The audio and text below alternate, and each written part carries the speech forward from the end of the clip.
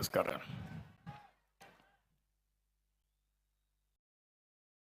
అందరికీ నమస్కారాలు. ఈరోజు నేను యలమంద గ్రామానికి వచ్చినప్పటి నుంచి చూస్తున్నా మీ ఉత్సాహం, మీ అభిమానం చూస్తే నేను ఎంత ఎక్కువ పనులు చేసినా అవి తక్కువే అవుతాయి. అంత అభిమానం చూపించారు.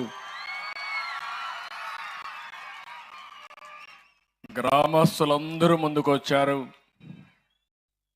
నేనైతే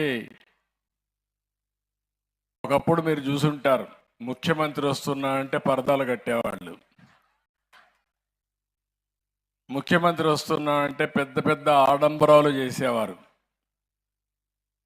ఈ చుట్టుపక్కల మా తమ్ముడు చెప్తే చెట్లు కొట్టేసేవాళ్ళు.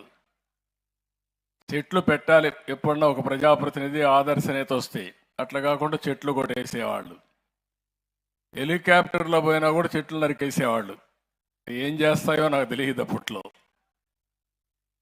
ఇంకో పక్కన ఎక్కడెక్కడి నుంచో మనుషులు తోలుకొచ్చి బలవంతంగా కూర్చొని పెట్టేవాళ్ళు. పారిపోతా ఉంటే కందకాలు దివేవాళ్ళు చుట్టూరు పారిపోకుండా.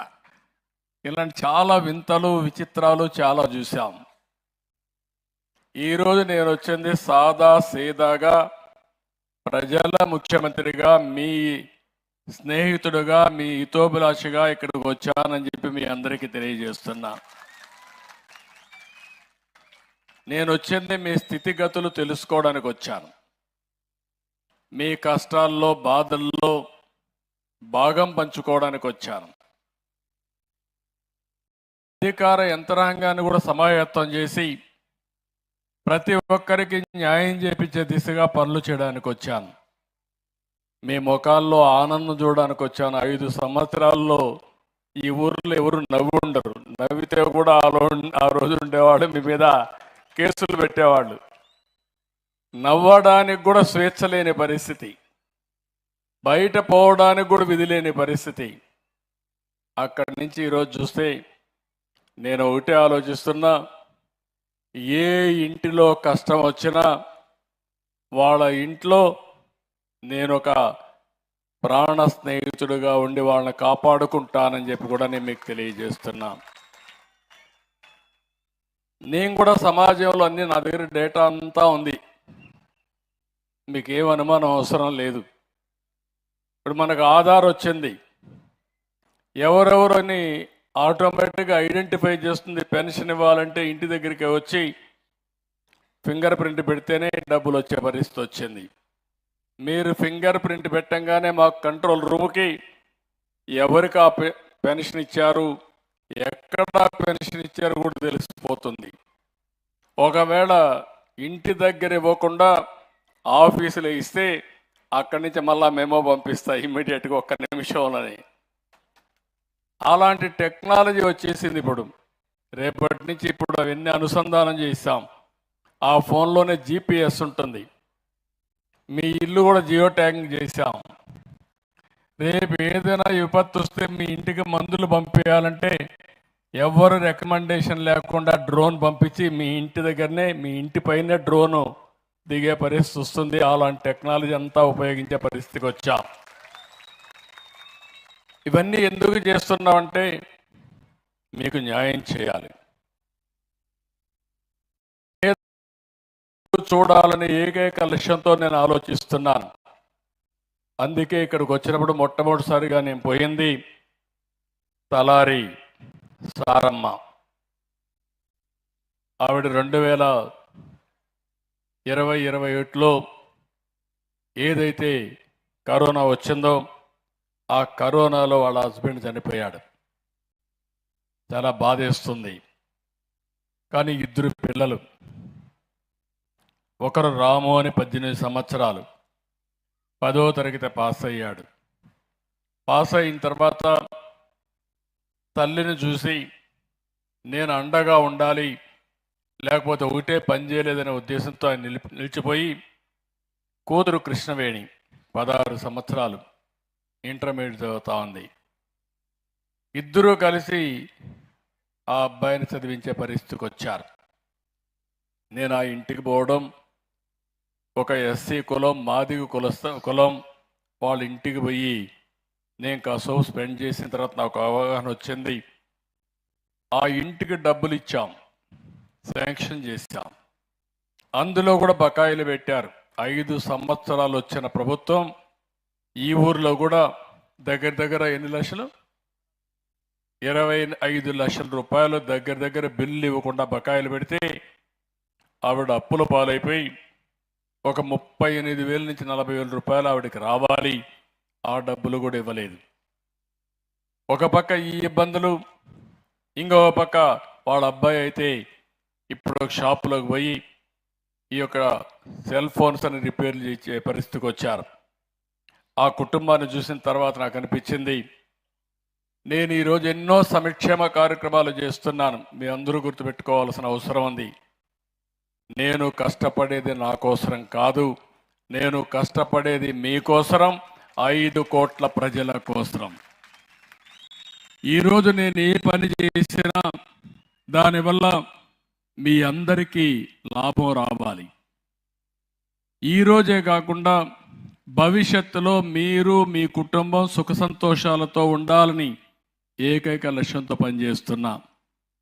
అందుకే మీరు ఒకసారి చూస్తే మిగిలిన విషయాలు నేను మాట్లాడతాను. ఈ కుటుంబాల విషయాలు మాట్లాడిన తర్వాత ఈవిడ్ని చూసిన తర్వాత నాకు అనిపించింది, ప్రతి ఒక్కరికి ఒక ఆలోచన, ఒక ఆశ ఉంటుంది. జీవితంలో ఒక ఆశయం కూడా ఉంటుంది. రెండో అమ్మాయిని అడిగాను, కృష్ణవేణిని, ఏమవుతావు అని అడిగాను. ఇంటర్మీడియట్ చేస్తున్నాను, కోచింగ్ కూడా తీసుకుంటా, డాక్టర్ అవుతానని చెప్పి ఆ అమ్మాయి ధైర్యంగా చెప్పే పరిస్థితి వచ్చింది. అంటే ఒక డాక్టర్ కావాలని ఒక పేద కుటుంబం కోరుకుంటుంది. ఒకవేళ ఏదైనా జరిగితే ఆ కుటుంబానికి విధి వక్రీకరించడం తప్ప ఇంకోటి కాదు. నేను అందుకే ఆలోచించాను, వారికి ఇవ్వాల్సిన 38,000 రూపాయలు, 40,000 రూపాయలు రావాలి, ఇమ్మీడియట్గా శాంక్షన్ చేయమన్నాను. ఈ గ్రామంలో అందరికీ ఒక 25 లక్షల రూపాయలు బకాయిలు ఉన్నాయి. ఈ రోజే శాంక్షన్ చేస్తున్నా. అందరి పాత బకాయిలన్నీ ఇండ్లకు పూర్తి చేసే బాధ్యత ఈ ప్రభుత్వం తీసుకుంటాం. రెండోది, ఆ ఇంట్లో రాము అనే కుర్రాన్ని నేను దగ్గర దగ్గర ఒక 3 లక్షల రూపాయలు అవుతుంది, నర్సారావుపేటలో సెల్ ఫోన్ రిపేర్ షాప్ పెట్టుకుంటారని చెప్పి అడిగాడు. ఇప్పుడు కంపెనీలో పనిచేస్తున్నాడు, ఒక దగ్గర పనిచేస్తున్నాడు. అతనే షాప్ పెట్టుకుంటామని ముందుకు వచ్చాడు. 3 లక్షల రూపాయలు శాంక్షన్ చేసి అందులో 2 లక్షల రూపాయలు మార్జినల్ మనీ ఇచ్చి, సబ్సిడీ ఇచ్చి, 1 లక్ష రూపాయలు మాత్రం ఆయన పేరుతో ఉంటుంది. ఇమ్మీడియట్గా ఆయన జీవితాన్ని బాగు చేసే బాధ్యత ఈ ప్రభుత్వం తీసుకుంటామని చెప్పి కూడా నేను మీకు తెలియజేస్తున్నా. ఇంకో పక్క కృష్ణవేణిని బాగా చదివించే బాధ్యత, అవసరమైతే కోచింగ్ ఇస్తాం, MBBS కూడా చదివించే బాధ్యత తీసుకుంటాం. దానికి ఏం కావాలో చేస్తూనే నేను కూడా రికార్డు పెట్టుకొని ఇమ్మీడియట్గా ఇంటర్మీడియట్ కోచింగ్ ఇప్పించేదానికోసం, నీట్ కోసం ఏం చేయాలో చేస్తామని చెప్పి కూడా నేను మీకు తెలియజేస్తున్నాను. వాళ్ళ ఇంటి ముందర కూడా చూసినప్పుడు నాకు ఒక ఆలోచన వచ్చింది. ఆ ఇంటి మీద సోలార్ పెడితే సూర్యగారి కింద రూఫ్ టాప్ పెట్టచ్చు. ఇప్పుడే వెంకటేశ్వరరావు గారు మాట్లాడారు.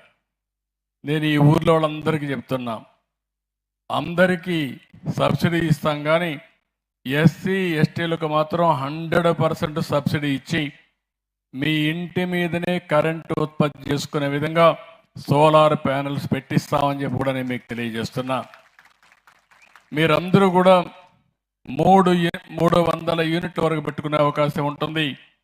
78,000 రూపాయలు సబ్సిడీ ఇస్తాం. గ్రామంలో ఉండే వాళ్ళందరూ శ్రద్ధ తీసుకుంటే మీ ఊర్లోనే కరెంట్ ఉత్పత్తి చేసుకొని మీ ఇంట్లోకి కరెంటు వాడుకొని అవసరమైతే గ్రిడ్కి ఇచ్చి మళ్ళీ మీకు అవసరమైనప్పుడు ఆ కరెంటు తిరిగి తీసుకునే పరిస్థితి వస్తుంది. వారిని చూసిన తర్వాత వారి ఇంటి మీద పెట్టాలని చెప్పి ఆలోచించాను. అదే మరి గ్రామం అంతా కూడా మీరు ముందుకు వస్తే చేస్తామని చెప్పి కూడా నేను మీకు తెలియజేస్తున్నా. రెండోది, 7 కొండలు. 7 కొండలు మీరు చూస్తే ఉల్లన్గొల 7 కొండలు. ఈయన రజికు కులస్తుడు.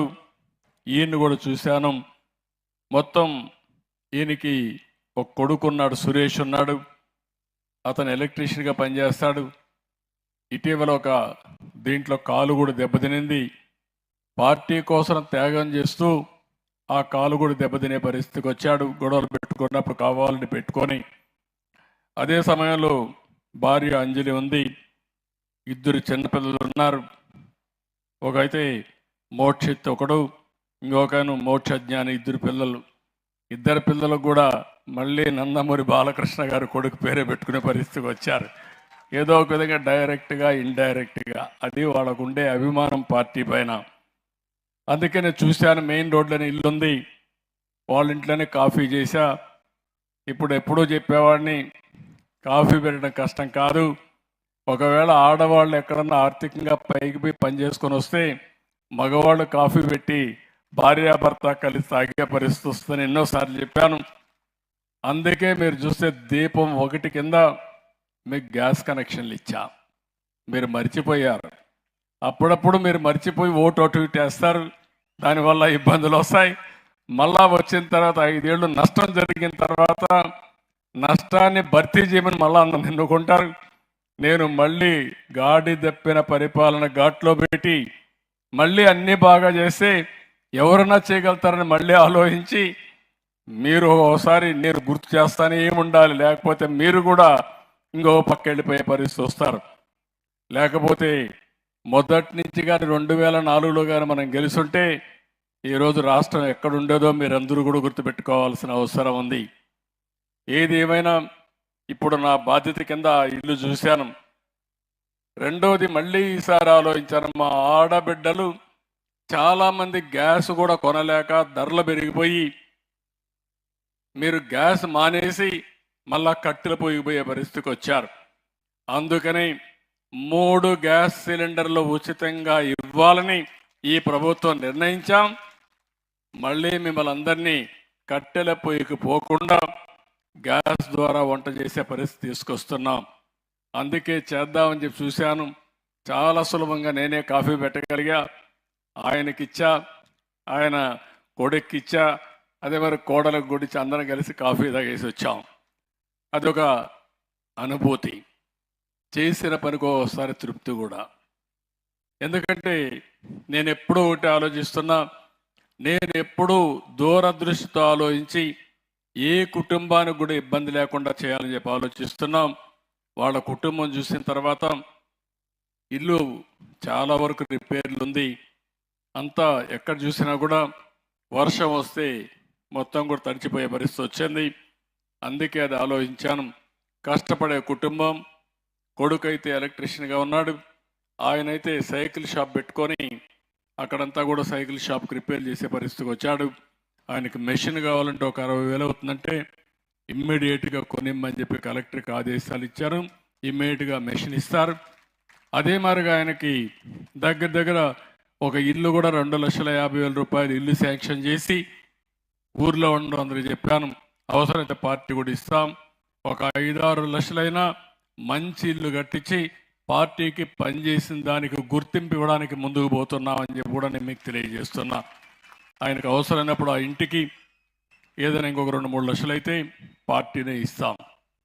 ఎందుకంటే ఈరోజు పార్టీని నమ్ముకొని 90 లక్షల మంది మెంబర్స్ అయ్యారు.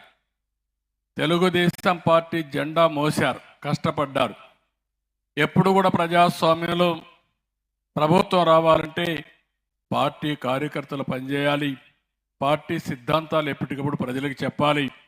అప్పుడే ప్రజలంతా కూడా మన పరిపాలన అంటే తెలుసుకొని ఓట్లేసే పరిస్థితి వస్తారు. అలాంటి ముఖ్యమైన కార్యకర్త ఈయన ఆదుకుంటామని చెప్పి కూడా నేను మీకు తెలియజేస్తున్నా. ఇంకో పక్కన ఇక్కడ 2 కుటుంబాలను చూస్తున్నాం. షేక్ రేణుక, ఆ అమ్మాయి జీవితం దూదేకల కులం, 37 సంవత్సరాలు, భర్త హార్ట్ అటాక్తో చనిపోయాడు. ఇప్పుడే చెప్తా ఉంటే బాధేస్తుంది. నిద్రపోతూ ఉంటే ఈవిడ పిల్లల పక్కన పడుకొని ఉంటే నిద్రలేసి చూస్తే భర్త హార్ట్ అటాక్ వచ్చి రాత్రి చనిపోయే పరిస్థితికి వచ్చాడు. అంటే జీవితం ఒక్కొక్కసారి క్షణికం, మనకు తెలియదు. బాగున్నప్పుడు పరిగెత్తాం, మొండికేస్తే ఏమవుతుందో ఉదాహరణ. కానీ ఆవిడని చూస్తే కొడుకు కూడా ఇదే మరిగా ఏదైతే ఉన్నాడో అతన్ని నేను చూస్తున్నా. కొడుకు కూడా తల్లికి అండగా ఉండాలని చెప్పి పనిచేయడానికి సిద్ధపడుతూ పనిచేస్తున్నాడు. కానీ ఇంకొక పక్క చూస్తే ఆ అమ్మాయి పట్టుదల, నేను నష్టపోయాను కానీ నా కూతుర్ని చదివించాలి, నాకు చిన్న వయసులోనే పెళ్లి చేశారు, అయితే నా కూతురి భవిష్యత్తు అమరికి కాకుండా మంచి భవిష్యత్తు ఇవ్వాలని ఆరాటపడతా ఉంది. తప్పకుండా ఆ అమ్మాయి కూతుర్ని చదివించే బాధ్యత ఈ ప్రభుత్వం తీసుకుంటామని చెప్పి కూడా నేను మీకు తెలియజేస్తున్నా.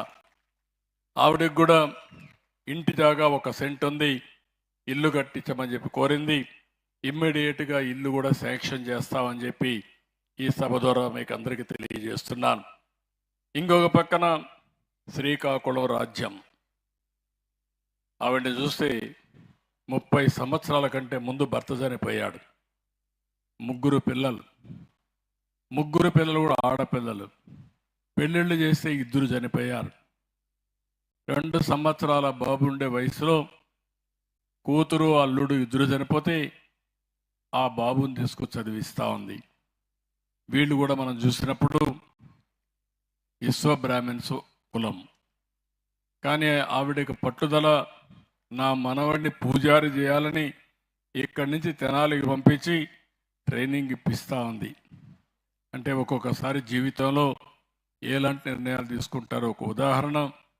ఈరోజు అలాంటి నిర్ణయం తీసుకుని ఆవిడ కోరేది, నాకు కూడా ఇల్లు లేదు, ఇంటి జాగా ఇప్పించి ఇల్లు కట్టించమని చెప్పి కోరారు.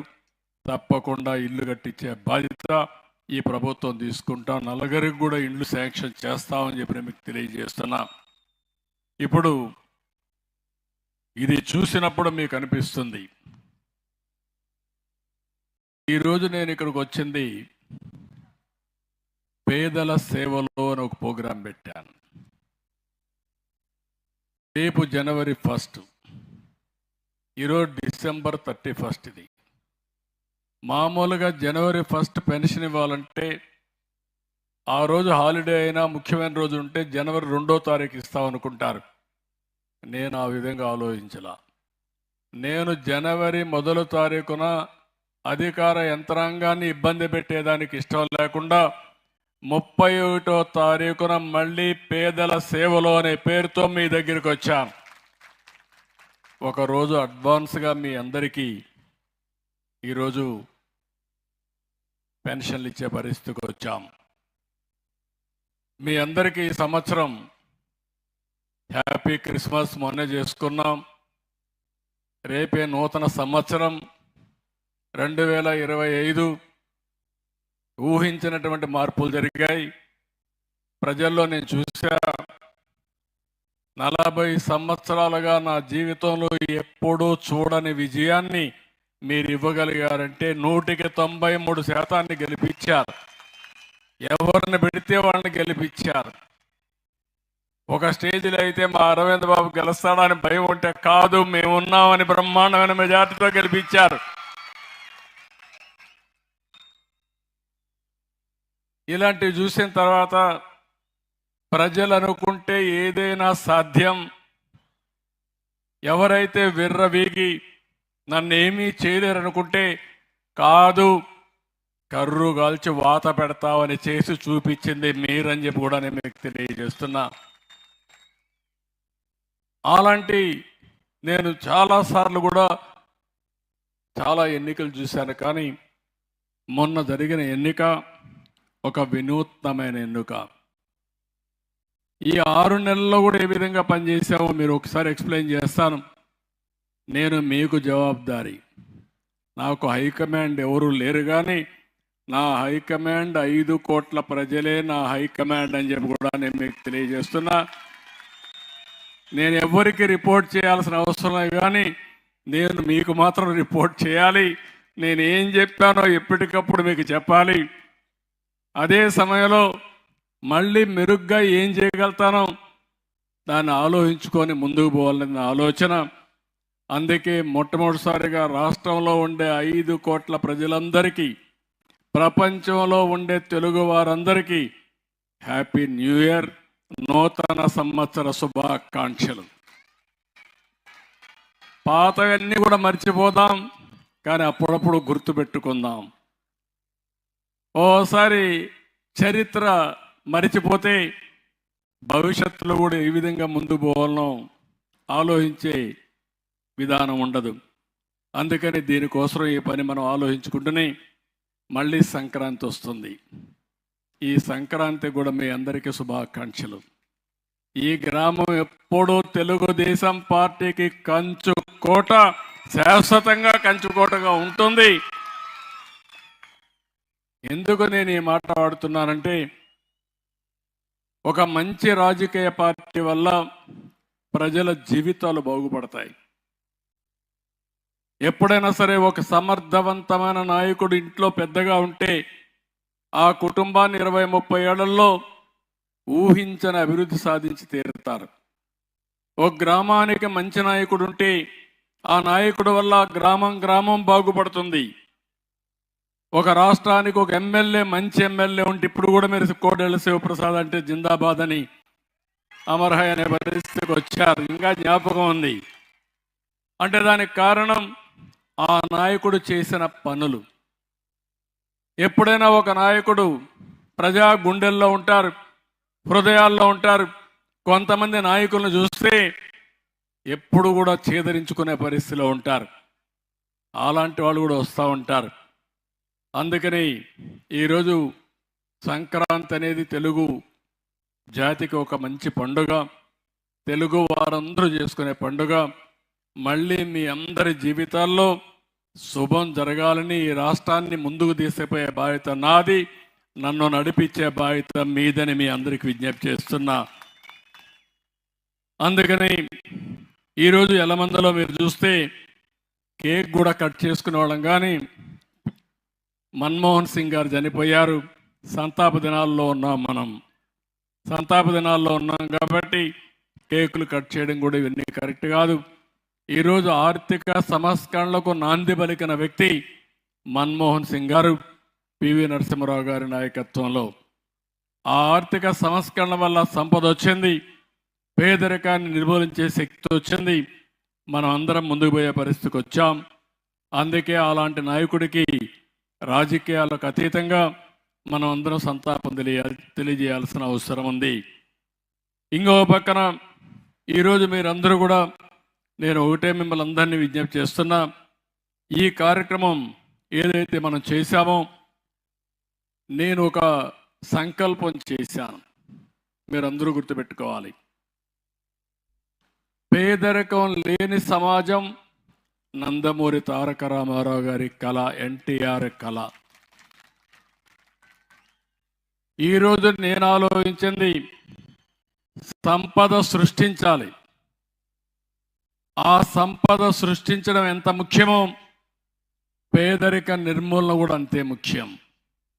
నేను అందుకే ఒక కార్యక్రమం పెట్టుకున్నాను, జీరో పావర్టీ అన్నాను.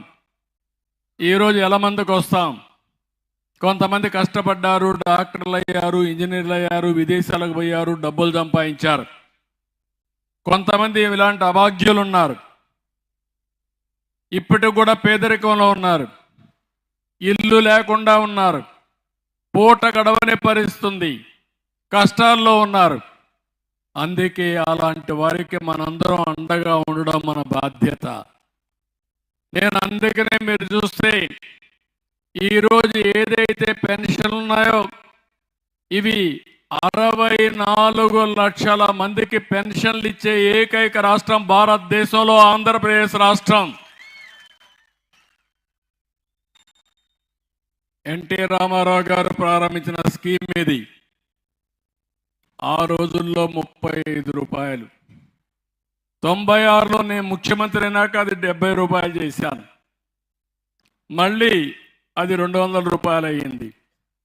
200 రూపాయలు 2014 నుంచి 1000 రూపాయలు చేశారు, 2000 రూపాయలు చేశారు. అంటే 200 నుంచి 2000 రూపాయలు చేశారంటే 10 రెట్లు పెంచిన ఏకైక ప్రభుత్వం తెలుగుదేశం ప్రభుత్వం.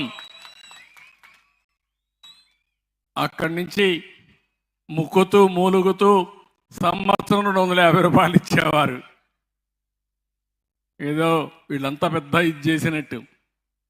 నేను వచ్చిన తర్వాత ఒక మాట చెప్పాను, ఏప్రిల్ నుంచే పింఛన్ ఇస్తానని చెప్పాను. రెండో మాట చెప్పాను, వాలంటీర్లు ఉంటేనే ఇస్తారని కావాలని మొరాయించారు. ఒక్క రోజులో పింఛన్ ఇస్తాను, నాకు అధికారం వస్తానని చెప్పి ఒక్క రోజులో పింఛన్ ఇచ్చిన ఘనత తెలుగుదేశం ప్రభుత్వాన్ని. ఎన్డీఏ ప్రభుత్వం. ఈరోజు మీరు పింఛన్ ఇచ్చాం, నేను ఆన్లైన్లో చూసుకుంటున్నాను ఎన్ని ఇచ్చారని.